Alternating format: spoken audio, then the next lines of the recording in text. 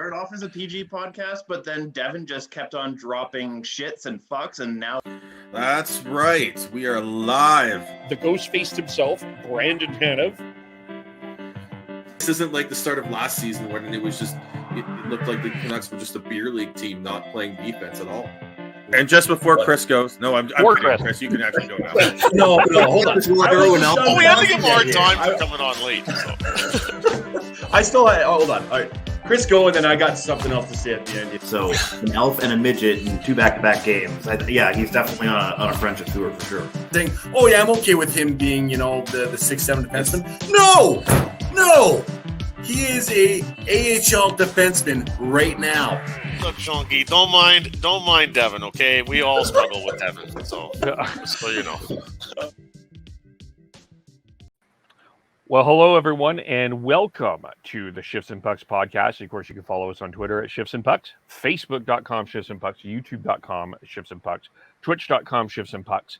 You can subscribe wherever you get your audio, as well as on the Area 51 Sports Network. As today, as we are doing this, the World Juniors 2.0 is beginning, and I think that most of the focus on this tournament is not on the ice, but off the ice, with the allegations that Hockey Canada is dealing with the from 2018, as well as not talked as much, but still needs to be put somewhat in the spotlight here. There are now allegations dealing from the 2003 team as well, and the Hockey Canada has dealt with not one, but 2 meetings with the federal government at Parliament, which is what we're going to unpack today. First of all, I should say hello to Sean as I'm rolling. Hello, Sean. Hey, Kev. Hey, and our guest today is the author of the Hockey News. He is the author of a book called On Account of Darkness that you can get at Tidewater, Indigo, Amazon. It is shining light on race and sports for marginalized athletes, past and present. Achievement can bring celebrity without equality and recognition without opportunity. And of course, he's also an analyst for Yahoo Sports and Yahoo Sports NHL. Ian Kennedy is joining us. Hello, Ian. How are you? I'm great. Thanks for having me, guys. Thanks for coming on.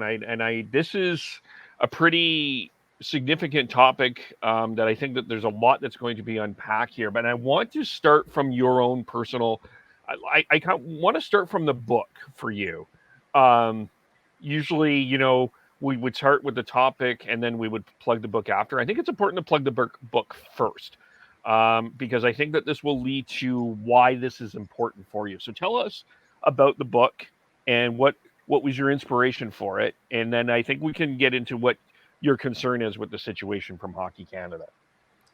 Well, I mean, we have all heard these stories of these, sporting heroes for decades and decades. And when the pandemic hit, I was able to kind of put together a bunch of stories of people and athletes and teams that we really hadn't heard much about. And that was because they were people of color, in particular, Black, Indigenous, and Japanese Canadian athletes is what I focused on.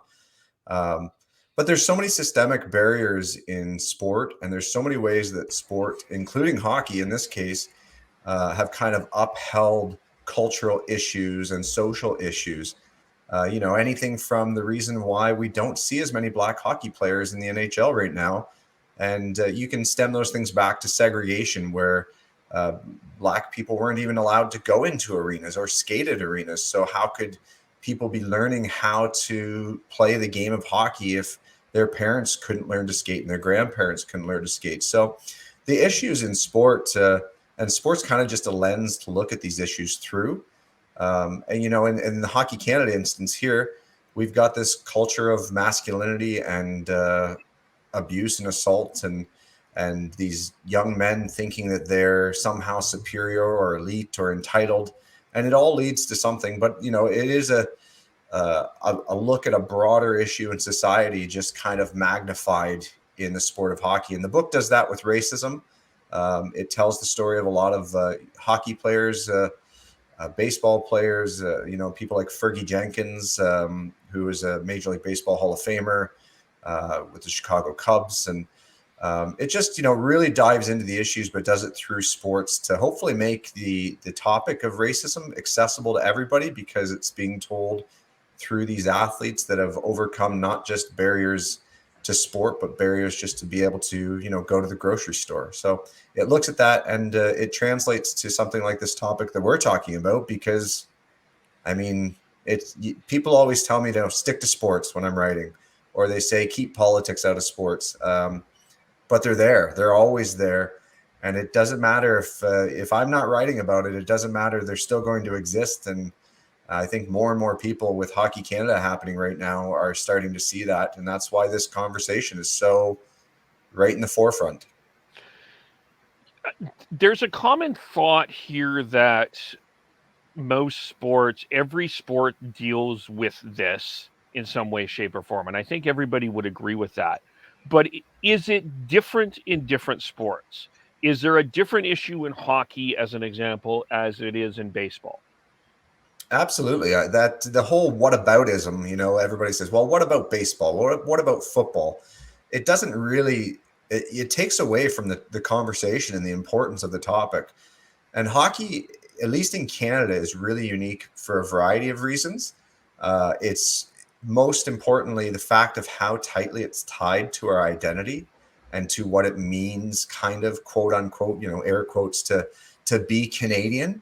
And because of that, it's kind of given hockey players in Canada this godlike status where they almost feel untouchable. And in many cases, they are untouchable because we allow them to get away with anything as long as they can, win us a gold medal, or as long as they're going to help a team contend for the Stanley Cup. We overlook so many different things. And after doing that for decades and decades, and after, that legacy and that culture of being able to do whatever you want, whenever you want, with whoever you want, it's really created this deep, dark-seated issue that is really, you'd be hard-pressed to talk to a junior hockey player that did not experience or see a significant form of hazing, a significant form of, I don't want to say being a sexual predator, because not everyone is, but, conquests or chauvinism and machoism, the idea of trying to be as sexually active as possible without any regard for consent or other things like that. It's all built through that. I played junior hockey, and I saw and experienced a wide variety of things that, looking back on them, were not acceptable. And you just don't feel like you have any place to be able to speak up against it. And that's why we are here. It has existed for 50 years, and it's going to continue to exist until we really do something drastic. Yeah. And I think, you talked about the political part of this, and you talked about everyone is telling you to stick to sports and avoid the politics. I found that comment very interesting, because I think when Hockey Canada and Scott Smith and Tom Rennie and the crew entered that meeting room in Ottawa in June, they kind of felt and maybe you could disagree with this, but they came in feeling like they were king shit. They were, we do all of this for you. We win gold medals. We are successful. And they got humbled rather quickly, particularly Smith. And then the next time, a couple weeks ago, when they met the second time, and it was commented on, that was a very different Scott Smith that came into that room in July than it did in June. And it almost felt political. They bring out their, we'll dig into that action plan here in a moment, but a day before these meetings come out, Hockey Canada presents this action plan that we're all going to be better. And Scott Smith comes across a bit contrite, but really, and he tried to stick to his action plan, but I think that he was trying to politics the politicians in the room, and they would have none of it. Is that a fair? What are your thoughts on how? Did you see it the same way, or how did you see that? Oh, absolutely. That's that whole entitlement factor that, he believes that his sole goal is to win championships. I don't want to put words in Scott Smith's mouth, but I believe, I can't remember which MP it was in the second hearing said, we had to put a knife to your throat almost. And that was, and that's why he was behaving differently in the second hearing. And they didn't even seem prepared for the first hearing. They came without facts and without numbers, and they contradicted themselves. I mean, Tom Rennie and Scott Smith gave two separate numbers of how many players on that team participated in the initial investigation, and then their lawyer that they had hired to do this, independent, which I don't think it was at all independent investigation, gave a completely different number at the next hearing. So yeah, Scott Smith definitely gave air, and I don't think he got away from it completely at the second hearing. There was one point in particular where he was asked, if he thought that the board of directors should have held an emergency meeting on June 19th or June 20th after learning about the allegations. And the time ran out, but the chairperson said, Mr. Smith, you have 7 seconds if you want to reply to that. And he said, no, I'm fine, thanks. I mean, he's there to give answers. The answer could have been, yes, I'd love an opportunity to answer that. Or it could have been, yes, we should have. I'm sorry. And he could have left it at that. But instead, he just kind of smugly said, no, I don't need to answer that, and he moved on. And they continued to do that over and over, where they are portraying themselves as, putting the victim's best interests and looking after the victim. Those are things that he said directly. He refused to use the word systemic in terms of hockey and these issues, and instead they described it as existing in corners of the game. But it is political. Who do they think pays their salaries? It's Sport Canada sitting there as a governing body, the Minister of Sports in the room. Tax dollars are paying for a portion of Hockey Canada's funding. It is, if a government decides to fund an agency, and if the government has now removed funding from that agency, to say that there's no political bearing to what's happening in that room, it would be a complete and utter lie. I think the word entitlement is the one that strikes me the hardest here with Hockey Canada, and the systemic issues that need to change. That and the toxic masculinity issues here. And you're seeing that not only with all these allegations, but as you're talking about Scott Smith there, as you said, there is entitlement there, and it's something that needs to go away. And I have been someone who has sort of done some of that whataboutism, because I do see it in it. Unfortunately, the dark side of the society as a whole and the microcosms of sports, it's there. But in hockey, and specifically hockey in Canada, I think you nailed it in terms of the amount of attention and just how we hold hockey on a pedestal in this country. And it's something that we need to be better at. And Hockey Canada needs to be the leader of this going forwards. But we as a whole hockey community needs to be better at making sure that we're calling out bad behavior as early on as possible. Because like you, I played hockey, and I never played junior, but I still saw some very toxic behaviors when I went through the ranks, and it's not healthy, and it doesn't create the culture that we want in the sport. And it's when you have the entitlement coming from the very top, it's going to be hard to implement the changes that we need.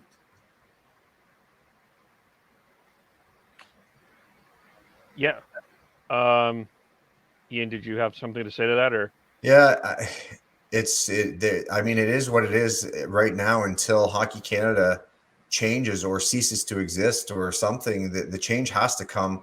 The fact that Scott Smith hasn't stepped down and says that he is confident in himself to fix this, while no one else is confident in him, that is a real problematic, verging on kind of narcissistic stance or approach to take things. We saw Michael Brindamore step away as the director of that board, the leader of the board, but we haven't seen a lot. And I mean, he can't be just the martyr that we all forget that everything else has happened. He walked away on his own terms, Brindamore. He didn't have to get fired. He doesn't have to deal with the news stories anymore. He just kind of did it with his contract, going to expire in November naturally. But yeah, the leadership from the top, Scott Smith, the fact that he's not got that no one has lost their job by the hand of the board or the hand of the government is baffling to me. There's so many people that need to leave that are part of the problem, and they're all holding on right now like they're not. And it's really naive. Well, there was an attempt to remove Scott Smith, and the board defeated that motion. And that was, I want to say that was a couple of weeks ago. And my understanding was it Brindamore that proposed that? So there's a dispute on this. I'm sorry, my room might have got very dark here because there's a massive thunderstorm going over. It looked like we just okay. A little bit of frozen there. Oh, I think so. I think we have technical issues.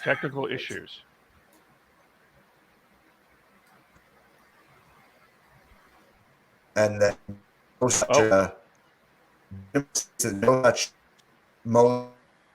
I think Ian, you cut out a little bit there. I think you're going to have to start again. Sorry about that. Yeah, I'm sorry. I know I'm out here with the storm is keeping me out here at the moment. But Brindamore says he did not produce any kind of motion. No motion was put to the board. He denies all facets of that story that came out. I believe the Rick West had put out later. But Brindamore says that nothing is so. But we don't know that because as we learned in the hearings, they don't keep very good minutes. So will we ever know that for fact? I'm not sure. Yeah. That's so there's that, and I'm not defending Brindamore. I was more just trying to clarify that there's been it sounded like there was a report on it. It sounds like that's all confusing right now.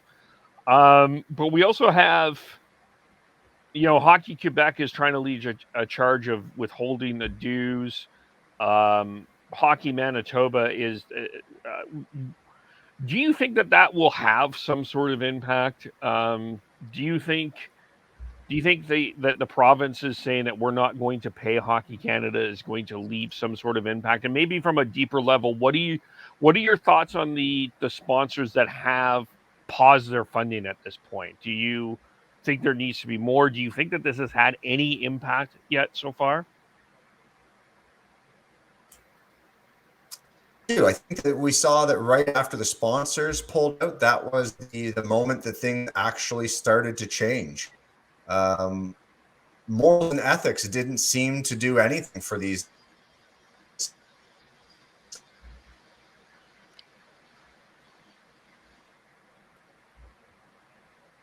Froze again.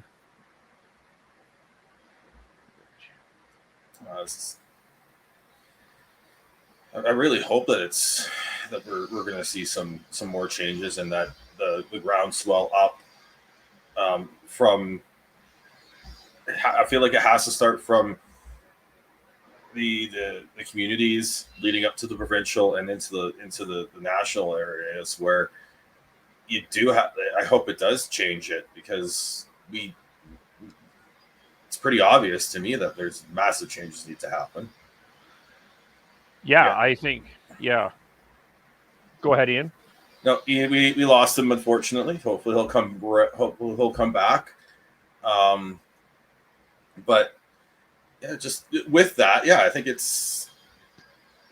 the other thing is, because we put hockey on such a pedestal, it is going to take a while for a lot of people to be able to accept the fact that there's major issues. Like I said, I've sort of been on the edge, and the more I see it, the more I do think there is systematic changes that need to have to happen, and we need to make sure that we're not only making sure that we're calling out bad behavior, but applauding good behavior. Yeah, both I think is important here for sure, as we get Ian back here. I guess there was a bigger storm than I thought because the power just went out. I'm sorry. That's okay. No worries. So we were talking about the funding portion. I think it's such an important move because, you know, the ethics and the morals of the issue had no impact on these guys. They didn't care about the victims. As soon as the dollars went away, though, you know, they've got an action plan. They've got they're doing everything they can to change things or to make it look like they're changing things. But that was the dollars and cents, you know, stop paying people and you'll see what happens, I guess, was the answer there. And it made a big difference. So I guess we're going to have to keep doing that. Yeah. That's for sure. I think that has had something to do with it. And I think right now what the provinces are thinking about, Hockey Quebec leading the way about, you know, withholding the funding as well, and dealing with this equity fund. And I'm not sure what to think of this equity fund, because when they had the insurer, I can't remember his name. Sorry, I'm just drawing a blank. But the last hour with the insurer talking about the pros and cons of that equity fund. What is this? I'm not sure what to think of it, because it sounds like, just based on what he's saying, is it's important to have a fund like this to use in situations, but it sounds like this has been a complete misuse of what the intent of this fund is. Is that a fair way to interpret that? I would think if you examined most corporations, major businesses or organizations, they would all have some kind of slush fund available for the unforeseen, uninsurable incidents. I think the biggest part of that is that there's no accountability and no reporting when it comes to how they use that. And because obviously if insurance isn't going to pay a victim, it is great that they can be able to pay a victim. But if we don't know that that's occurring, and if that fund enables them to uphold silence and keep secrets, then, you know, it's not so much of a security fund for victims anymore. It's a security fund to protect Hockey Canada. And I think that's the way it was used. And that's why it's problematic, is the secrecy behind that funding, not so much that the fund existed, but, you know, how they used it and how they leveraged the silence it gave them or enabled them to have to keep just operating status quo without making any changes. Yeah. And I also wonder if this, do you think that this, for parents, do you think that more, I want to say more parents, do you think more parents, maybe this is the way that I'll word the question, is do you think that parents will consider, when they're talking about kids in sports, is this the kind of thing that you see going away from hockey into other sports, or what do you think that there's going to be a step back on that? Is that going to be, will that impact people getting into hockey?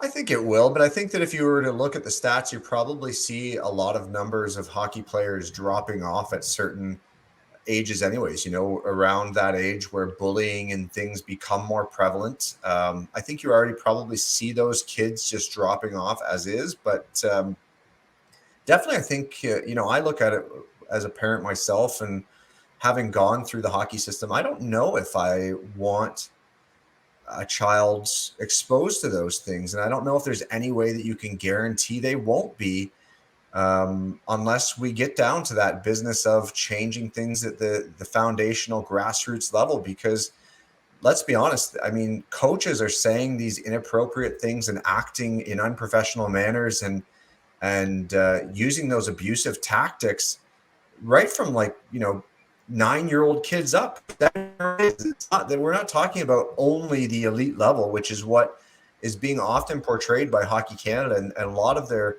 action plan items and their programming, their education is for elite level national team athletes. It's not for the grassroots level, which is where we're never going to see things change if we're trying to fix the whole program after it's already been baked up. It's we're done with it. You can't uncook unscramble the egg. It's not going to happen. And I feel like this is something that's in a broader spectrum. Sports Canada needs to use this as a jumping off point to make sure that these problems that we're seeing in hockey are cut out in other sports as well. Because there's the issues we're seeing with Hockey Canada, we're also seeing similar things in gymnastics and soccer, and it's all not good. And if we can find a way, and if hockey, the sport hockey can come out of this and be a leader in terms of changing the systematic issues with all this, it would be really good, and it actually would help. But to do that, there has to be a step back and understand that Hockey Canada is not about just winning medals at high level events. It's about creating a sport and culture that creates lifelong love of a game and a social group and a culture that unfortunately we're seeing fall apart in front of our eyes. Yeah, Sport Canada definitely has that responsibility. I think one of the most telling items that we learned from those hearings was that although Sport Canada mandates that all of these organizations, whether it be Soccer Canada or Gymnastics Canada or Hockey Canada, have a third-party reporting system, that they don't actually follow up to see if any of that's implemented or they're complying with it. So Sport Canada had no idea whether or not Hockey Canada was actually complying with those reporting standards. And that's an issue at the government level, of course. Untying, if we wanted to get in deeper, and if I was tying this to my book, I would talk a lot about the decolonizing sport a bit, where we untie it a bit from our national identity, and we make sure that at the government level that's happening too, because sport is supposed to be for fun. It's supposed to be a healthy, active thing. We put our kids in it so that they can have fun and enjoy it. We don't put our kids in it so that they win the Stanley Cup. That's not the end goal and if that's the end goal of a parent putting their kids into minor hockey, that's a bigger issue. It's not, we need to have realistic expectations that our kids are supposed to be there for fun, for socialization, and to be healthy, to be active. That's the goal. And we're missing it right now in Canada by trying to churn out these elite little machines that follow the plan of what every single other person has done before them. And I also, just as we think about this, so as I think about this a little bit more, I think that, you talk about this machine. I think one of the challenges that we're dealing with is there isn't a player speaking up. We've seen statements from most of that 2018 team. There's a few players that haven't. We've seen a few players from the 2003 team that have released a statement, but we aren't seeing a player speaking up and saying we need a change. I think it's powerful when Sheldon Kennedy speaks. I think we should all listen, but I think a player, like a prominent player, doesn't speak out, and I think it's I wonder if it's because of that machine. It's like we've trained a player to say the right thing, we're training them in PR speak, but we're not permitting players to speak out authentically, if that makes sense. Yeah, and that is part of the culture of hockey too, right? You have to think that all of these players have been taught from day one that if they're going to get run over, they need to take the hit for the team. If the game is on the line, they need to lay down and block the shot for the team. If they're hurt, they can't act hurt. They can't miss the game. If they're sick, they still need to be at practice. It's all for the team. And, those things that happen in the dressing room sometimes, my DMs were filled with stories from parents. And one of them told me a time when their 10-year-old kid, the coach went in and just reamed them and yelled at them and swore at them. And the last statement he said was, "Don't tell your parents about this. This is between us. We're a team. What happens in this dressing room stays in this dressing room." And that's the kind of messaging that we get over and over and over and over, that we have to put team before self. And we're telling this to little kids, like kids that need to be able to use their voice to advocate for themselves, to protect themselves, to speak out against wrongdoing. We're basically teaching them to be susceptible to abuse because we're not allowing them to have individuality anymore. Look at the rules like Lou Lamoriello making guys cut their hair and not have facial hair and things like that, and dress codes. I mean, should we dress as a team? Maybe. I mean, track suits or whatever. But do we need these like 10-year-old kids wearing ties to every single game? With it's supposed to be fun? Because right there, we're taking the fun out of it and telling them this is all business. You're here to be like a little business person, an elite little corporate, puppet that follows what everyone else does and looks like everyone, talks like everyone, uses the same slang. And yeah, so it definitely, that machine is very powerful and it's been moving for a long time, and stopping that momentum is, right now we're all looking around at each other on the same bus going, okay, it needs to stop, but we're still rolling forward without it. And, the World Junior starting right now is a pretty good example that we're just rolling forward. Yeah. You're getting the same answers. It's all practiced, and there's a place for it, but it's not allowing for a player to lead. And I think in this, and I think if a player, and I'll just if a player like a Sidney Crosby or a Connor McDavid, I don't want to put pressure on them specifically, but a player with some influence said, you know what, we need to make a change. I think that a lot of people would listen, and that would shake another foundation of this as well, right? Yeah, and this is a different situation because we had that talk with like Alex Ovechkin when the Russia thing happened, and it's still happening with Ukraine. But people at that point understood that, Alex Ovechkin had family back in Russia that would be put at risk if he spoke out too actively about that. This isn't the same scenario. No one's saying that Sidney Crosby's family in Nova Scotia is going to be at risk if he says this needs to end. Hockey culture needs to change. We have a problem. He would be empowering parents and kids to play the game and stay in the game if they knew that one of the ultimate superstars in the game was standing up for everybody. And you're right. Those people need to speak. We can't keep asking victims. It can't be all on Sheldon Kennedy. It can't be all on Dan Carcillo. It needs to be spoken by these people that have power and privilege, and that, the everyday Joe would listen to. Because right now, a lot of us are nodding our heads saying, yeah, this needs to change, but some people aren't, and that's a problem. Yeah. And one person that I think is going to feel a ton of pressure of this coming up is Luke Prokop. Yeah. Because he's in that situation where he came out, and now I think a lot of people are going to want to hear what he has to say about things. And I don't think it's particularly fair to put all of this on Luke Prokop when other players need to speak out. It's a big issue that they, the tokenism of the people that are there that are living the issues is one thing, but it is important to have allies. It's important to have the guys that have freedom to speak. And, when I wrote a book about people of color, that was something that I answered for a lot, was that I'm a white person doing it.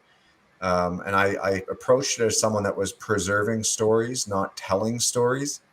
and working with the communities. But the powerful thing for me is that I am freely able to say what I want about issues of any of those topics in sport, without fearing retribution or without fearing people taking away my position or without fearing backlash. But as soon as someone, a person of color, a member of the LGBTQ community, a victim of abuse speaks, we've seen the victim blaming that's gone on here over and over. People saying, why would she go into that room? And why would, she said on the video that she consented and all these things. And that's, it's not the way it went down, regardless of how you want to spin it. The people that can speak freely without being punished need to speak. And we're not seeing that at all right now. Yeah. One of the people we haven't heard much from is Bob Nicholson.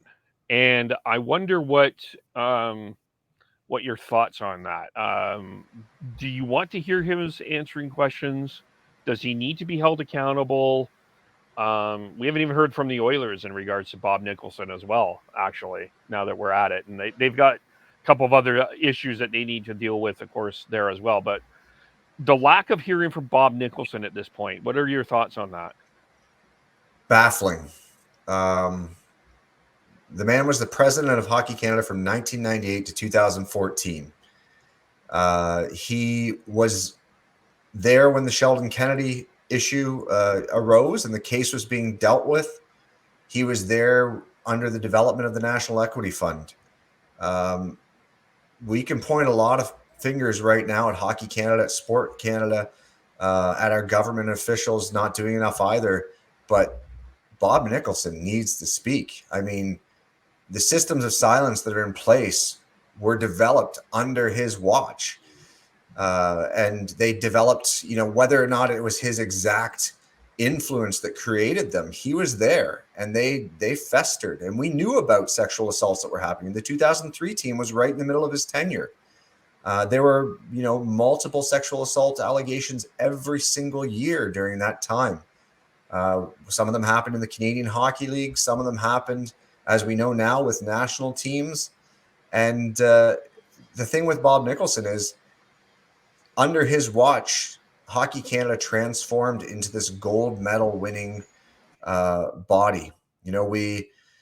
He won three Olympic men's gold medals and 4 Olympic women's gold medals during his tenure. So many world championships, so many world juniors. And maybe that's why we don't point the finger at him and get him to answer. He left in 2014. He's hired by the Edmonton Oilers owner Daryl Katz, who, as we know, now is facing allegations of paying for sex with a minor. And that's the second time he's been accused of this exact same thing. So why hasn't Bob Nicholson been on the stand testifying? I don't know. There's some good lawyers in place somewhere, or there's or again, maybe we're just choosing the fact that he won so many medals for Canada that we're willing to overlook his contributions to this all. Yeah, I think that's something that has to be, someone needs to bring him to the stand, and whether that is the government or the NHL or someone, that he's got to face some questions. And I also wonder what we do with Tom Renney. It is interesting. I don't know if I'm putting on my conspiracy tinfoil hat here. He retires in April. The allegations come out in June. I don't feel like we've gotten enough answers from Tom Renney either. And this is a guy that has been well respected within the hockey community. Head coach in the National Hockey League. Actually, Bob Nicholson hired Tom Renney, I believe, as coach of the Oilers. He was coach of the Oilers for a bit there, or in their coaching system. Someone can correct me if I'm wrong, but I think Tom Renney needs to answer some questions. Still has some questions to answer here too, doesn't he? Yeah, Scott Smith is taking the bulk of this. He's a relatively new in his position. He's been around for 30 years, but if Scott Smith is taking the heat for what we're at right now, That's justifiable, but Nicholson and Rennie, they're the architects. I mean, they drew up the blueprints of this whole system. They built this machine, as we've called it a couple of times now, to be this medal-winning, unstoppable thing. We start, indoctrinating kids into being hockey players at a very young age, and then they start moving into the national programs right when they hit their teens, and it's an issue. And those two men, if we want to get to the root of why we're here, not just the fact that we're here, they've got information. I mean, they were there through it all. They made the plans. They paid out those.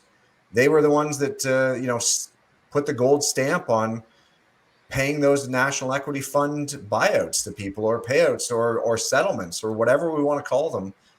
Those were the guys putting the final say on, yes, this money is allocated for that. And the fact that they're not getting the bulk of this grilling, and that the very new president, Scott Smith, and I'm not defending him by any means because he needs to go, is the only one answering right now. I don't know what that says. I really don't. Perhaps the old boys club is a lot more powerful than any of us know.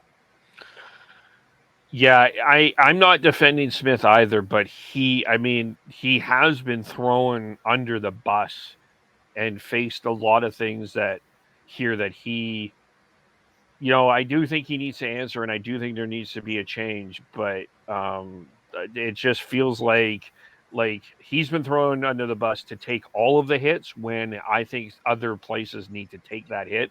And that's part of the problem here, I think. And I guess with the NHL, because they're doing an investigation, what's your trust in that? What do you, we saw with the Kyle Beach situation, how the NHL handled that. How do you feel about the NHL's investigation? Do you have any faith in this? What are your thoughts? Well, I think the NHL recently has made a few more straightforward, strong stances on these people. I mean, they ousted just about everybody that they could prove had any kind of connection to the Chicago Blackhawks abuse situation there. But they left it open-ended, right? Like, all these people can come back. Joel Quenneville can come back. They can all be back in the NHL as soon as they get their check mark from Gary Bettman. And, playing in the NHL, we've got so many guys: Evander Kane, Patrick Kane, Drew Doughty, Semyon Varlamov, John Merrill, guys that have been accused of or charged of sexual violence, sexual harassment, domestic abuse. We saw Reed Boucher finish his entire career in the NHL and continue playing professionally in the KHL after his sexual assault of, the daughter of the Billett family he was living with. And so the NHL has to have had knowledge of a lot of these things, and they've overlooked it, or they've allowed these people to keep coming back to the league. But we know that guilt in the court of law is not the same as guilt by the act actually happening. There's a much greater burden of proof for the victim than there is, in the defense in these types of situations. So will the NHL act upon these hockey players? That's probably 6 or 7 of them currently in the NHL.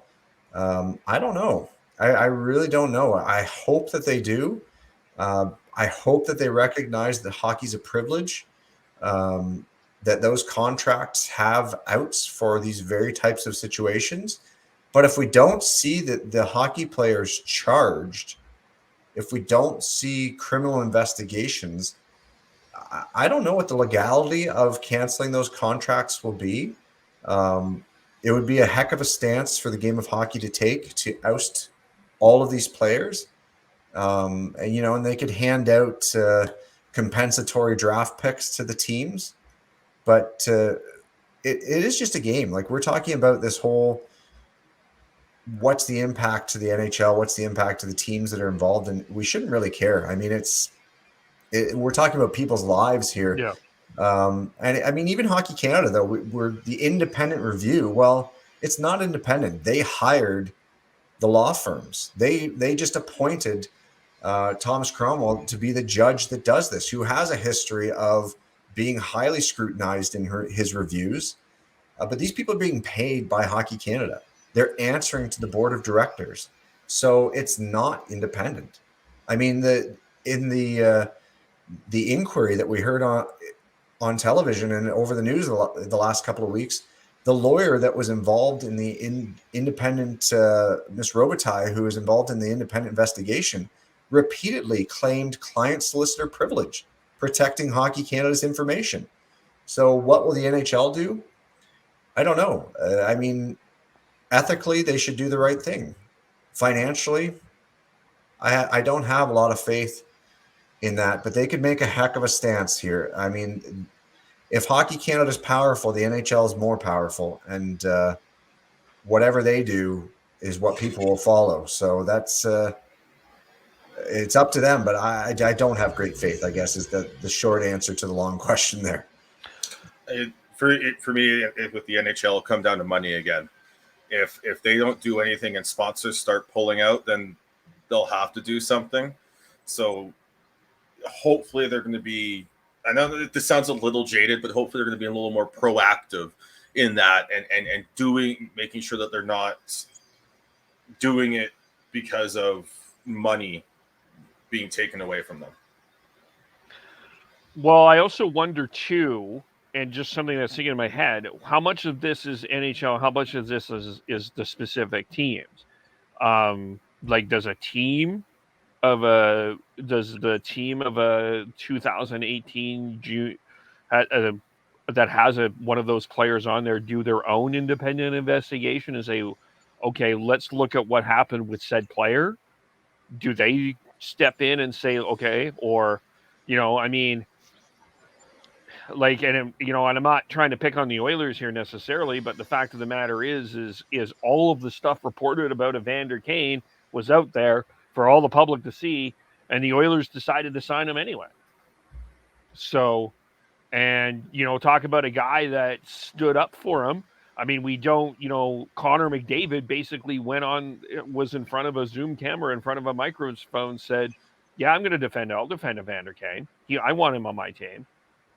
So, and that's probably one of the more influential voices of hockey. So I mean, as much as this is about the NHL as a whole, I think that some of these teams also have to take some responsibility here and say, no, I'm sorry, we will not have an Evander Kane on our team. We're not interested in that anymore. We'll not have a so-and-so. And I'm using Evander Kane as a practical example here because he's most well known, but that has to start happening too. Yeah, and that's where, why does Connor McDavid say that? Because Connor McDavid wants to win a Stanley Cup. Exactly.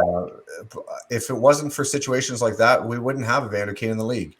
Tony DeAngelo, we've got someone that openly was suspended multiple times for racist slurs in the OHL, got in a physical fight with the New York Rangers based on the exact same issues, and gets bought out there, but gets picked up again by another team, and now gets picked up again. So it's the morals and ethics of who should play in the NHL. I mean, anybody can play hockey. Those guys can go home and play in a beer league if they want to. But the decision to employ someone and pay them millions of dollars and put them in a position of power and influence to be role models, good or bad, for youth is really frightening. I mean, that's where we have to draw the line. That's where it becomes a society issue and not a sport issue. Is that, if we want to just talk about sports, yeah, Evander Kane can score goals. Absolutely, he can. But is that the person that we want out doing community outreach and being the role model that these kids grow up looking up to? I don't know. To me, no. Yeah. That's kind of where that's the question, I think. And that's, that's, I think, one of the next steps. And I think we'll take into the next step here. And I guess for me, I think it's pretty obvious we need a change at Hockey Canada. The struggle that I'm at is who. And I don't have an obvious replacement to lead Hockey Canada. I don't know of a person that can lead Hockey Canada at this particular point. Do you have anyone in mind, or what are your thoughts on that? I think if there's a person that their name is already being thrown around, they're the wrong candidate. The fact that you don't know and that I don't know is probably a pretty good thing, because we need to separate hockey from the corporate body that is Hockey Canada. Hockey Canada is a governing body. It's a business. It is a regulatory organization. So moving forward, it probably should be someone that has nothing to do with hockey, because Scott Smith's role is not to necessarily ensure that the players on the ice in the U17 and U18 programs are learning the skills necessary. Could he hire someone so that we have the right coaches and skill development going on there? Absolutely. But obviously we need far more diversity on that board. We need more diverse voices in the staffing positions. We need outside of hockey resources. We need a human resources management or expert person here to deal with the internal issues that are going on there organizationally, and someone that can run a business and leave the development of athletes to hockey people, which is what we have Tom Rennie and Bob Nicholson. Those are hockey people. Those aren't the business people necessarily. But we need people like experts to run a corporation here. And we need scholars and victim services and, people that are there in harm reduction services to help us guide those programs and educational platforms that are actually going to make the change. Because if we knew the person right now, we wouldn't have this problem. The fact that we don't know the person is actually, I think, a good thing, because that means that we should be starting from ground zero and looking for that person that we didn't know and we don't know and has very little connection to hockey. Because if we bring in this person that is friends with all of these people and friends with all of the NHL executives already, then we're setting ourselves up to allow the power that exists to kind of influence where this goes. Yeah.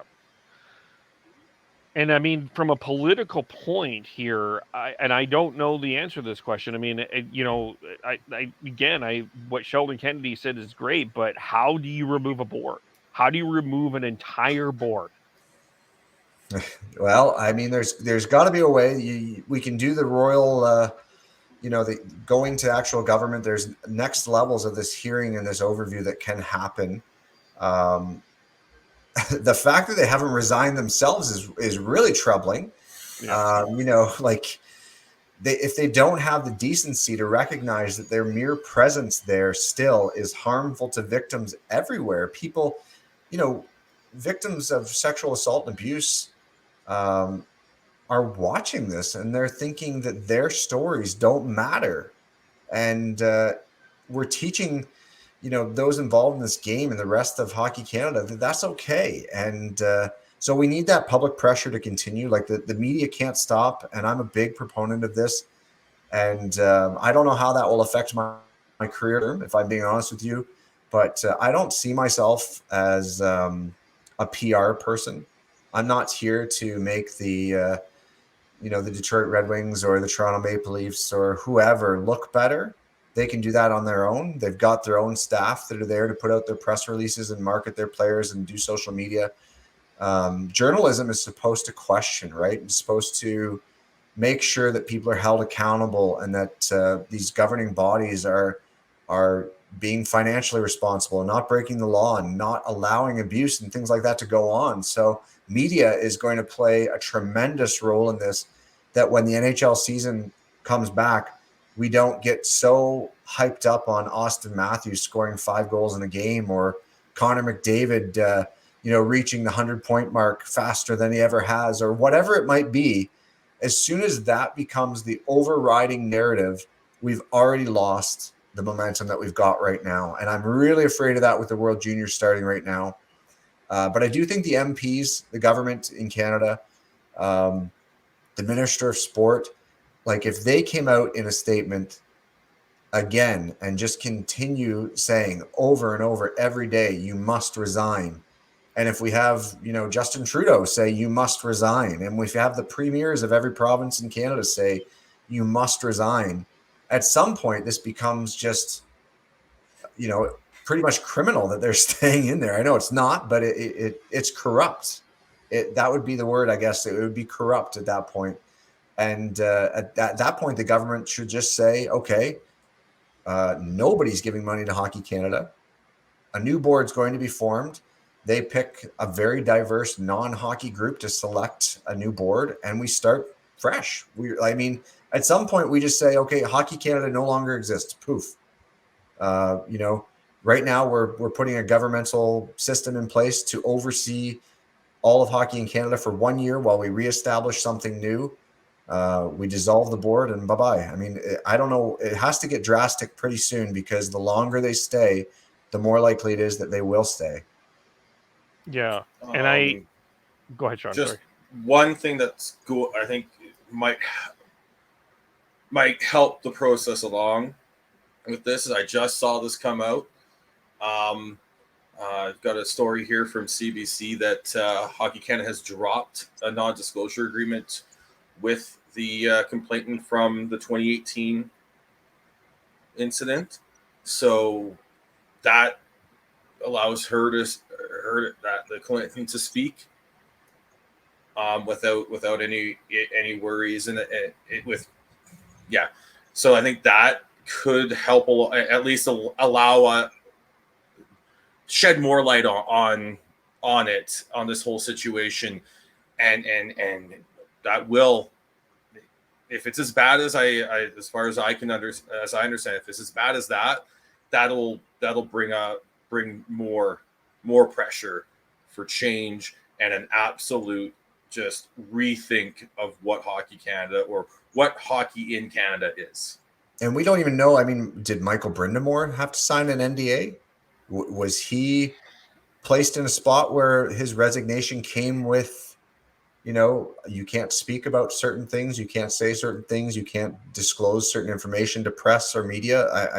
I would hope not. I think that the Hockey Canada had said that they would allow people to speak, but we don't know how many layers of silence still exist. But that's a good step to allow. To allow the victim to speak sounds like a disgusting thing to say as it is, but that's what they did in exchange for money. They bought silence, and here we are. I know that this is the tip of the iceberg. I know that there are hundreds and hundreds of sexual assault cases that go on every year in hockey, and they just are never spoken about. And we're going to, at some point here, the reckoning will happen. Yeah, I think we are at the beginning of the reckoning. We've seen it in other sports and other industries, and I think we are at the beginning of that for hockey. For us as podcasts, for us as media, this can't be on you. This can't be on Rick Westhead. This can't just be on Katie Strang anymore. I think other people need to lend their voice to this conversation. And so what is your advice for the podcast community of how to discuss this? It's fun to talk about stats. It is. Yeah, it absolutely is. And don't get me wrong, I love doing that. But I feel like there's a responsibility for us to try to deal with this in some way, shape, or form and not have blinders on. So what's your advice for us? The first step, I think, is everyone needs to educate themselves a little bit more. That, for me, it's a never-ending process. I'm learning something every day. I'm reading, about issues of sexual violence and assault, not just related to hockey. I'm still digging every day for new pieces of information. But to talk about it is to bring on more voices and to diversify our own guests and our own interviewees. Today I interviewed Alex DeBrincat about becoming an Ottawa Senator. Last week I interviewed Mitch Marner about becoming not a rising star, one of the superstars of the game. And that is fun. It's great to talk to those people. But I also interviewed Layla Edwards, who's the superstar of the U18 women's team. She's a Black woman, and she's powerful, and she is just the most incredible person. And diversifying the stories we tell and the people we talk to. I mean, there's no issue in hockey bringing on someone from a sexual assault clinic or that does mental health to talk to them and get an outside perspective on the game. And I think that that's the biggest thing that we can do. Plus, it's interesting. Like, it is. I don't mind. I love talking about hockey. I'll talk about, I'm a Detroit Red Wings fan. I'll talk about the rebuild there for hours on end with anybody, and I'll talk prospects in the draft. But at some point, does it not get a little bit repetitive and tedious to see the same story come out over and over? You could pretty much just replace the people's names. So to keep moving ourselves forward is to find new voices and to find new perspectives on the same things that we've been talking about. And that's, bringing in guests that are going to talk about different things, not just the stats, not just, why the Toronto Maple Leafs goaltending or whatever it might be. Like, do people listen to that? Absolutely. But there's a market of people out there that want to talk about women's hockey and want to talk about parasports and want to talk about social issues in sport. And people are listening, and people, as this cultural shift happens, that market's only going to get bigger. It's not going to get smaller. And, there will be media outlets and podcasts and blogs that get left behind because, we all know about what the score was 5 seconds after it was done because of our cell phones. We don't need that anymore as part of the overall media spin, but describing what's happening in the people's lives and the games that we love, and finding that new story is I think the way forward that's going to kind of allow these conversations to be easier in the future, not this painful, drawn out side versus side thing that we have going on right now. Yeah. I appreciate your perspective on that, because it's, it's something I've been thinking about a bit myself. And I guess for me, one of my last, and this is in the go forward part of this,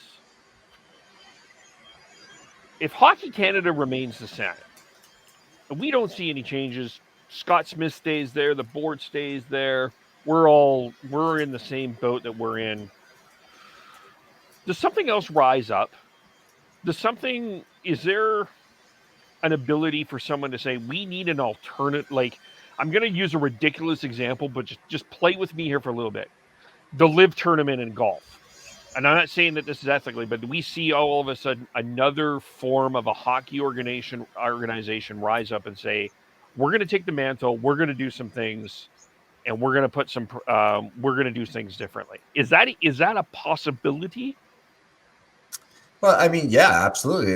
The action plan that Hockey Canada currently has in place is very reactionary. It does involve some education, but this really does need to start at the grassroots, and smaller organizations can do whatever they want. We kind of look at Hockey Canada as like this godlike figure, but the NHL is not part of Hockey Canada. It exists outside of it. The Professional Women's Hockey Players Association and the PHF, those exist outside of Hockey Canada.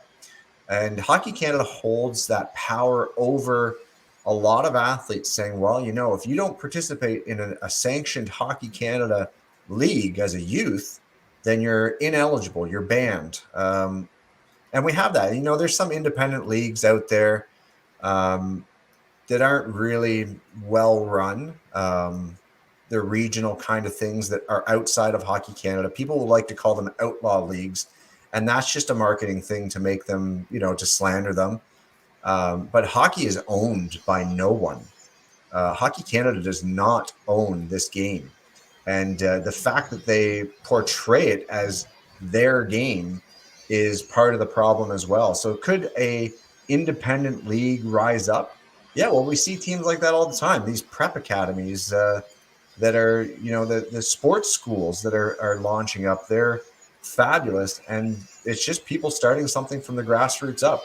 Could the OHL or QMJHL separate from Hockey Canada and still produce NHL players? You're darn right. You think, kids in Ontario aren't going to go to the OHL because it's not run by Hockey Canada?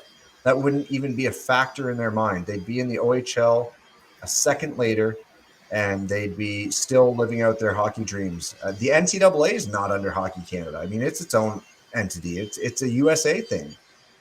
So there's so many routes for kids to go. But the problem is that hockey culture is everywhere.